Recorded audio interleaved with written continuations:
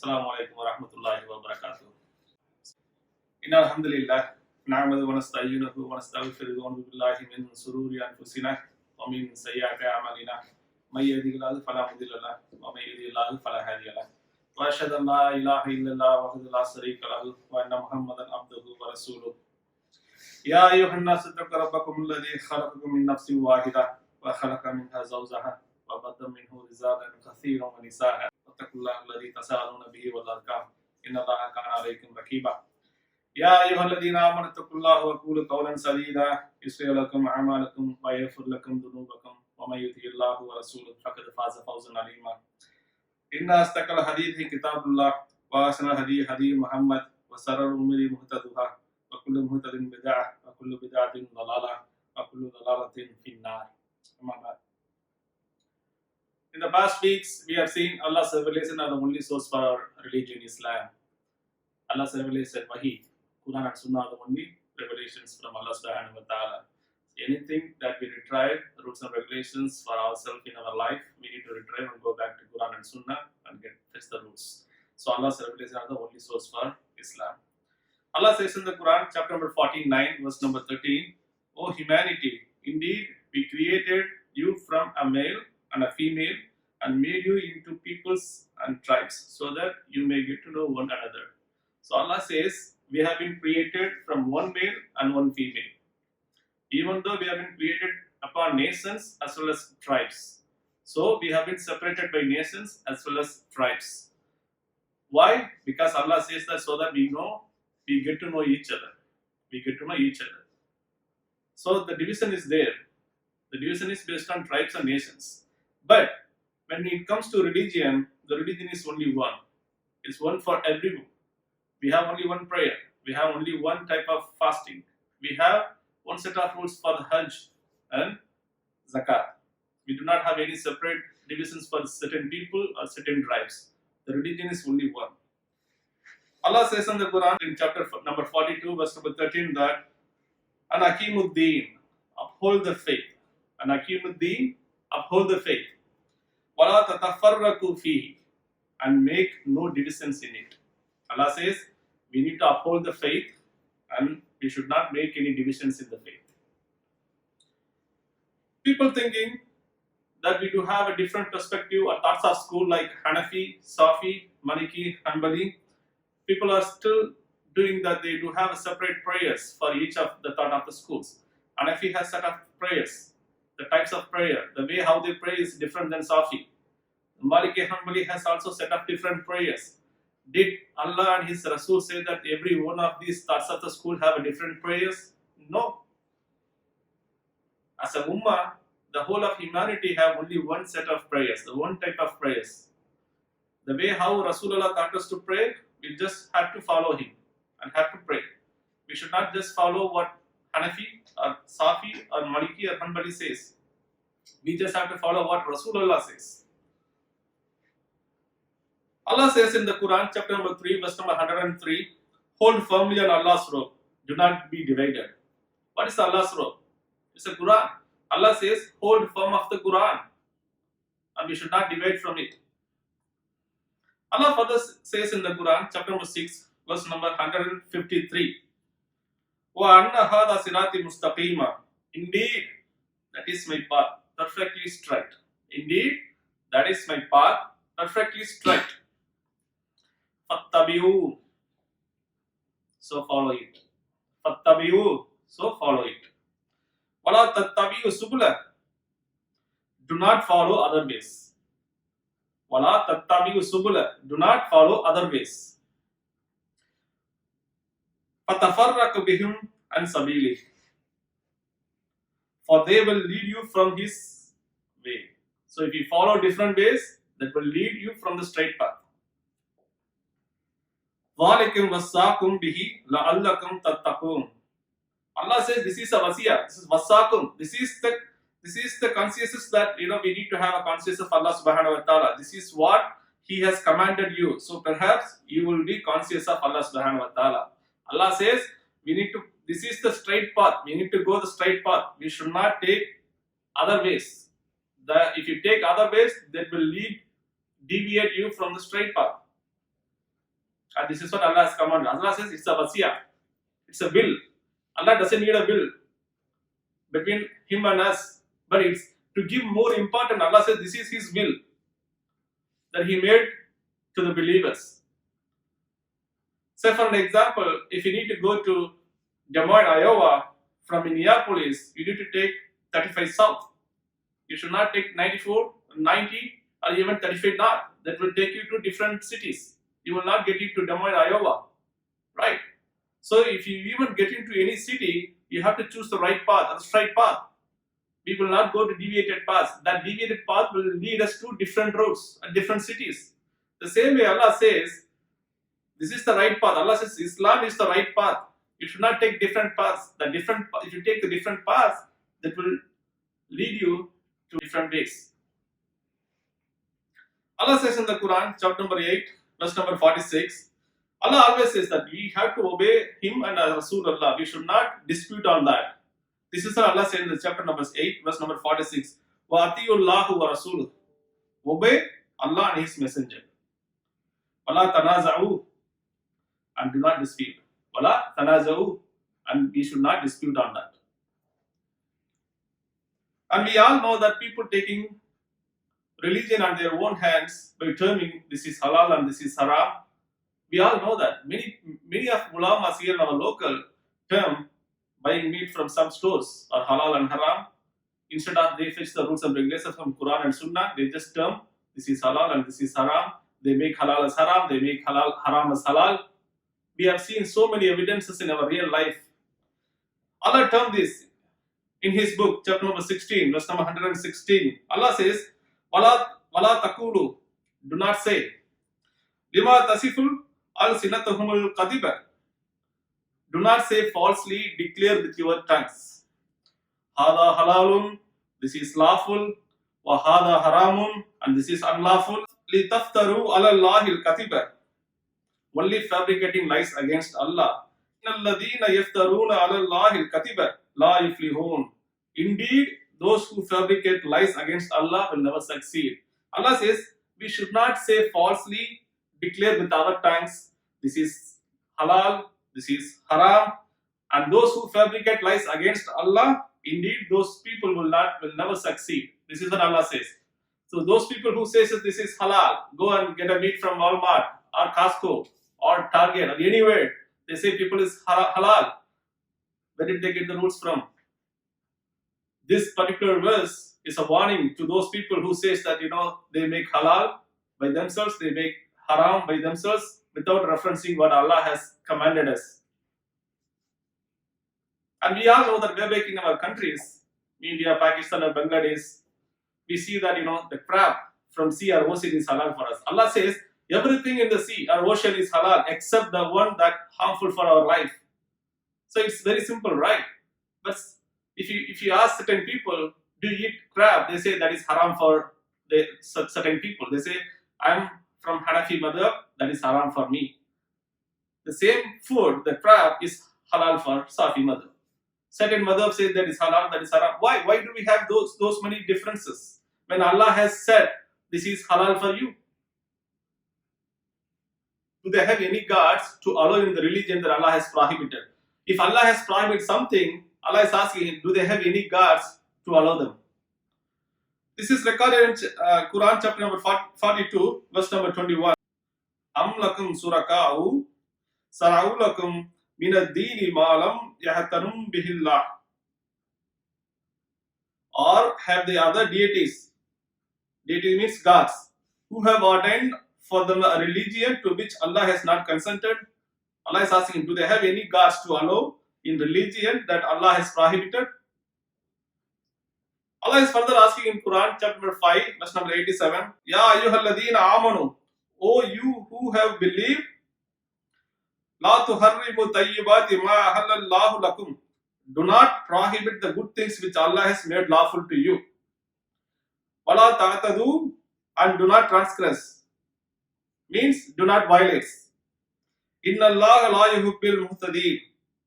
Indeed, Allah does not like transgress. Allah does not like violators. So, we should not prohibit the good things that Allah has made lawful to us. We all know that so many examples in our countries.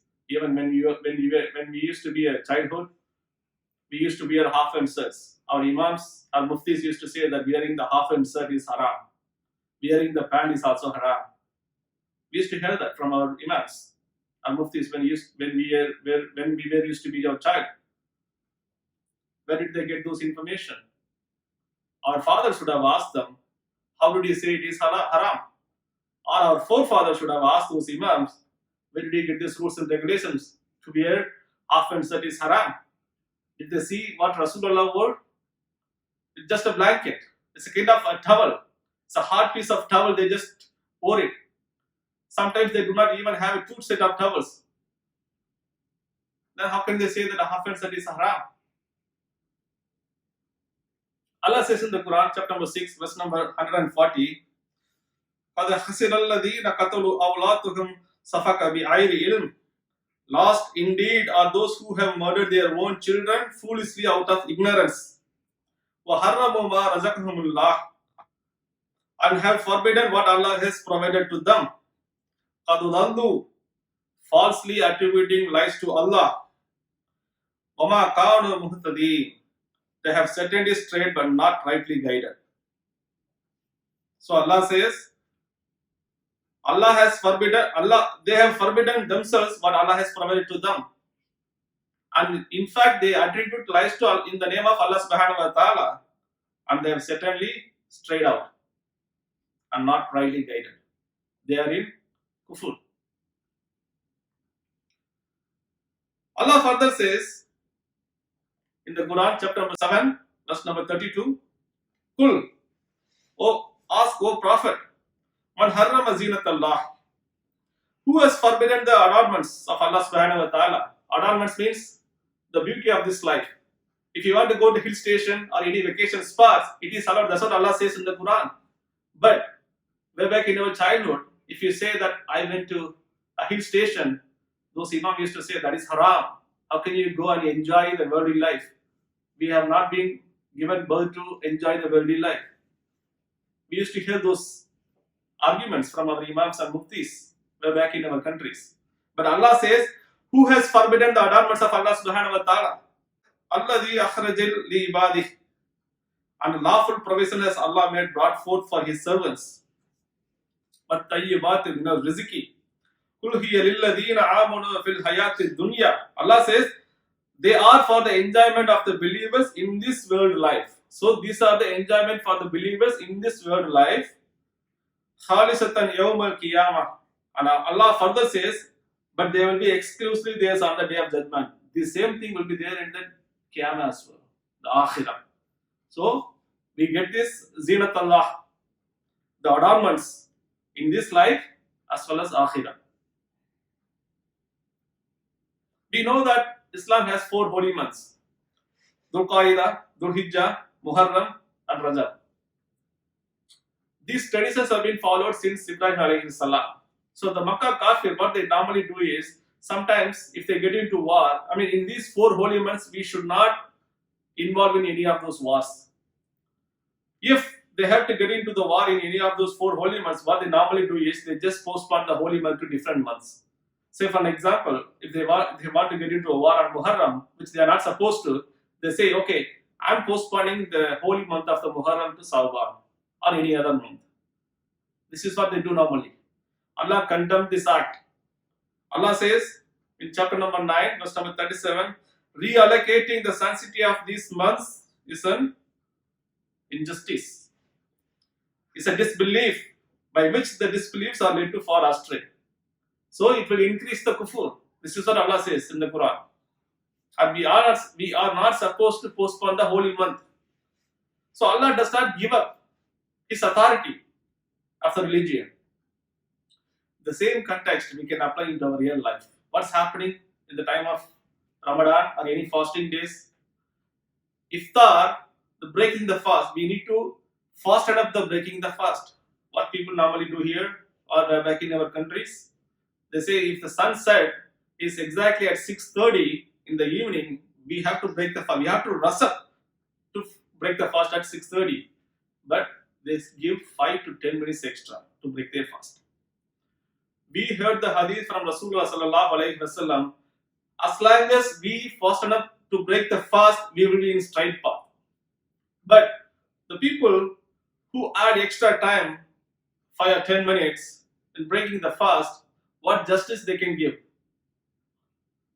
In fact, they do the same thing in sugar as well. If the sugar time ends at 5 o'clock, they stop eating at 4:50 or 4:45. Why?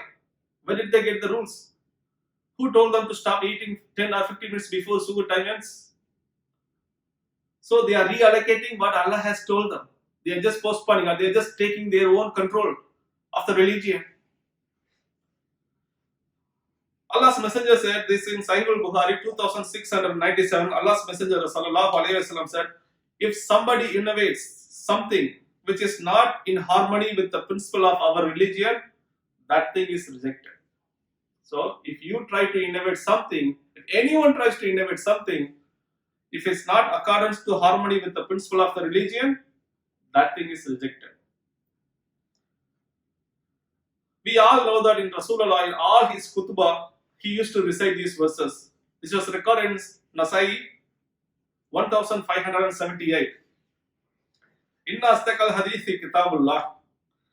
The truest of the word is the book of Allah. Wa asnal hadi Muhammad. And the best guidance is the guidance of Muhammad. Wa saral umuri muhtaduha. The worst of things are those who are newly invented. Wa kullu muhtadin bid'ah.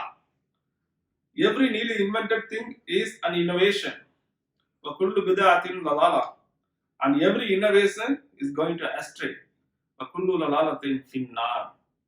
And every going astray is into fire, hellfire. So, Rasulullah says we should not innovate in the religion.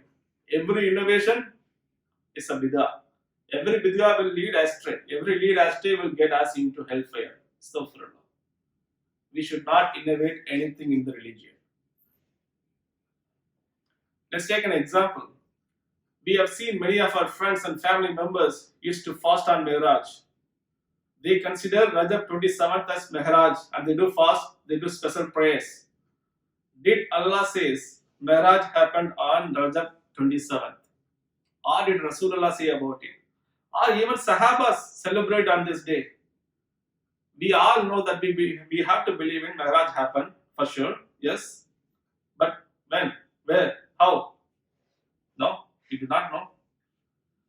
Because there was no celebration at the time of the Sahaba's period, that's why we did not know the date as well. But how about these people who pray, who fast on this day? Do you think that it will be accepted by Allah subhanahu wa ta'ala? No. Allah says every innovation will lead us into hellfire. This is the same case that applies here as well. It's an innovation. If anything that has to be followed in terms of religion, it has to be commanded by Allah subhanahu wa ta'ala or it has to be allowed by Rasulullah sallallahu alayhi wa sallam.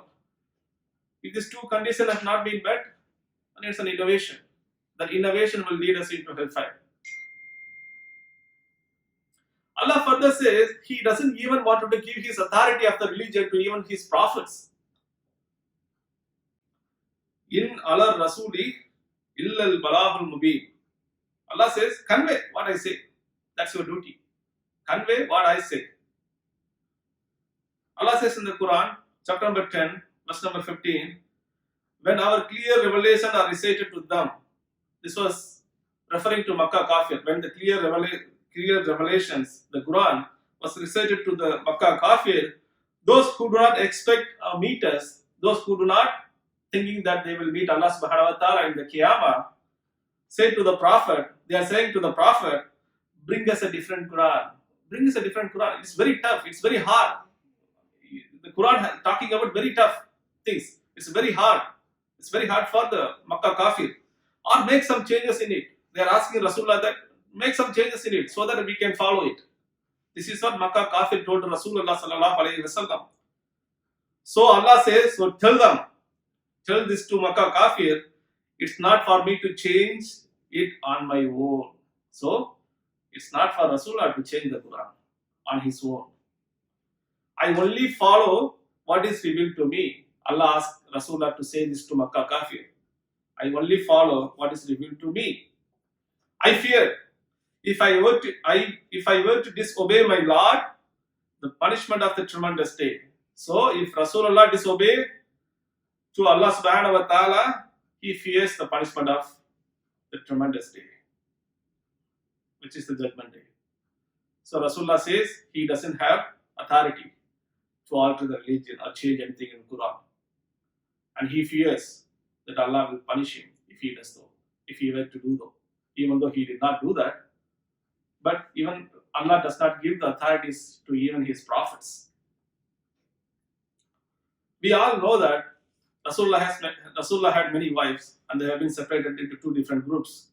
When Rasulullah had honey in one set of wives and came to another set of wives, and they had a plan to say that it was a bad smell coming out from Rasulullah's mouth, and Rasulullah said, okay, from today onwards honey is haram for me. Then Allah condemned this act and revealed the Quran verses here in chapter number 66, verse number 1. Ya ayyuhan nabiyyu, O Prophet, lima tuharrimu ma ahalallahu lak. What you prohibit yourself from what has Allah made lawful to you. How can you prohibit yourself when Allah made honey as halal? Allah is asking Rasulullah. And Allah further says, Tabta'i marlata azwajik, seeking to please your wives. Wallahu afurur rahim. And Allah is all forgiven, most merciful. Allah has forgiven Rasulullah sallallahu alaihi wasallam for this act. But Allah is asking, how can you prohibit certain things when Allah has made halal? So Rasulullah does not have authority to make haram when Allah has made as halal. We all know that in Quran there's a separate surah. The entire surah talks about an-nal, bee. It talks about honey. It's a good food. Allah says it has some medicines. It's a good thing. When Rasulullah prohibited himself by having honey, Allah condemned it. You do not have any authority to change my religion. Your duty is to say what I communicate, what I convey, what I reveal to you. Your duty is to just convey. We all know that in Islam, in the early period of Islam, Rasulullah and Sahabas took part in many wars. There are so many enemies surrounded by Rasulullah and Sahabas. Some people may ask permission to Rasulullah to not participate in those wars. Even Rasulullah gave some permission, and Allah has condemned this Rasulullah's act.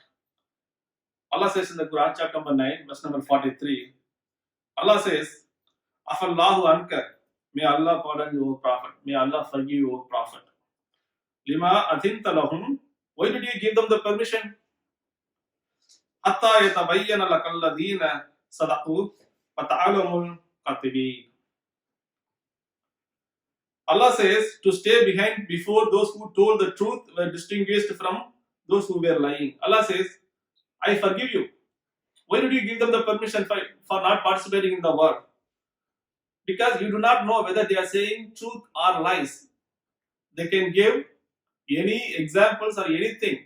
You do not know whether they are saying true or lies. We all know that when the war criminals have been captured by end of the war, Rasulullah treat them in a different manner. One type of the treatment is they just divide those prisoners and give it to Sahabas or the people that okay, you have these prisoners or you can have these prisoners and you can keep them for your household works. They can do the work. The second part is if the prisoners are very dangerous, if they release them, they will come again for a war. If those has to be considered, Rasulullah will kill them because they are very dangerous people. And some of the prisoners will be freed based on bounty. They get some money and they just will free them. Some of them will be kept as prisoners so that if they are very educated, so they can be utilized to teach Sahabas or people, surrounded peoples can learn from them. And based on the education, they can be freed. So these are the different methods that Rasulullah followed for all the war criminals. In one situation, all Sahabas, even including Abu Bakr radhiyallahu anhu and Umar radhiyallahu anhu, says that we shouldn't release these persons because these people are very dangerous. They will just come back again and we have to get into war again. So we should not release them. But Rasulullah got a bounty and released them. And Allah got angry with this act. Allah says in the Quran, chapter number 8, verse number 67 and 68, Allah says, Ma kana li nabiyyu an yakuna lahu asra. It's not for a prophet to have captives of war. Hatta yudkhina fil ard. Until he inflicts a massacre upon Allah's enemy in the land. Turiduna arada dunya. You, some of the Muslims, desire for commodities of this world. Wallahu yuridul akhirah. But Allah desires for you hereafter. Wallahu azizun hakim. And Allah is exalted and might and wise. Laula kitabum minallahi sabaka. It's if not a decree from Allah that preceded, lamasakum fima akhadtum adabun alim. You would have been touched for what you have took by a great punishment. Allah says, Allah is warning Rasulullah that you guys, some of you are desiring to get commodities in this world, but Allah likes you to get it hereafter. If Allah's word preceded that Allah forgive Rasulullah, Allah says he would have been punished by a great punishment. Nobody would stop the punishment of Allah subhanahu wa ta'ala. And also, Rasulullah or any prophets did not have any authority to change in the religion. Allah says in the many verses of the Quran. Let's take a look. In the Quran, chapter number 69, verse number 44, Allah says, وَلَوْ تَقَوَّلَ عَلَيْنَا بَعْدَ الْأَقَوِيلِ. And if he, Muhammad, has made up on some false sayings, لَأَخَذْنَا مِنْهُ بِالْيَمِينِ. We would have seized him by the right hand. If Rasulullah modifies something or saying something from his own words, Allah says he would have seized him with his right hand. It's a powerful hand. ثُمَّ لَقَدَعْنَا مِنْهُ الْوَدِينَ. Then we would have cut him the outer, the vein. Then Allah says, if he did so, I would have cut his veins. وَمَا مِنْكُمْ مِنْ أَحَدٍ عَنْهُ حَاجِزِينَ. And there is no one of you could prevent us from doing this. So Allah says, nobody can stop him from doing this act to Rasulullah. We all know that Rasulullah did not do that. He never said anything on behalf of himself. He did not change anything what Allah has revealed to him. But Allah is warning, if he would have done that, Allah says, he would have captured with his right hand. He would have cut his veins. And nobody can stop him if he would do so. So think about all these people who just innovate in religion, taking rules and regulations from their own hands. Nobody has the right to do that in religion. Let's talk about it in our second khutbah. Assalamu alaikum wa rahmatullahi wa barakatuh. Alhamdulillahi rabbil alamin. Rahmani rahim maliki yawmiddin. Allahumma sayyidina Muhammadin wa ali Muhammadin kama sallaita Ibrahim wa ala ali Ibrahim innaka Hamidum Majid. Allahumma barik Muhammadin wa ala ali Muhammadin kama barakta Ibrahim wa ala ali Ibrahim innaka Hamidum Majid. So far we have seen Allah has not given any authorities to anybody to innovate. And Allah further says, if anybody innovates, that's not to be considered as a religion. Even Rasulullah said in many hadiths there. If anybody who innovates something in religion, not accordance to the faith, Allah has revealed to him, that thing is rejected. So the best of the books is Allah's book, which is Quran. The best of the advice is coming from Rasulullah sallallahu alaihi wasallam. Every innovation is a bid'ah. Every bid'ah will lead us into hellfire. So we should be very much careful in listening to what our local imams or anybody says. This is right, this is halal, this is haram. Anything that people say, we should be much careful in listening to it. And we should always go back to Quran and Sunnah to see whether it is correct or not. It's our duty to look for Quran and Sunnah to see if that is correct or not. Because we should be answerable to Allah subhanahu wa ta'ala by just observing what Allah has revealed to us. To do that, we need to understand the base. The basic is Allah's wahi. The revelations are the only source for the Islam. So we should not look for any other sources to fetch any rules and regulations. To make among the successful people in this life and hereafter, let's make dua to Allah subhanahu wa ta'ala to keep a straight path so that will not deviate us from going to Jannah. Wahidun alhamdulillahi rabbil alamin. Assalamu alaikum wa rahmatullahi wa barakatuh.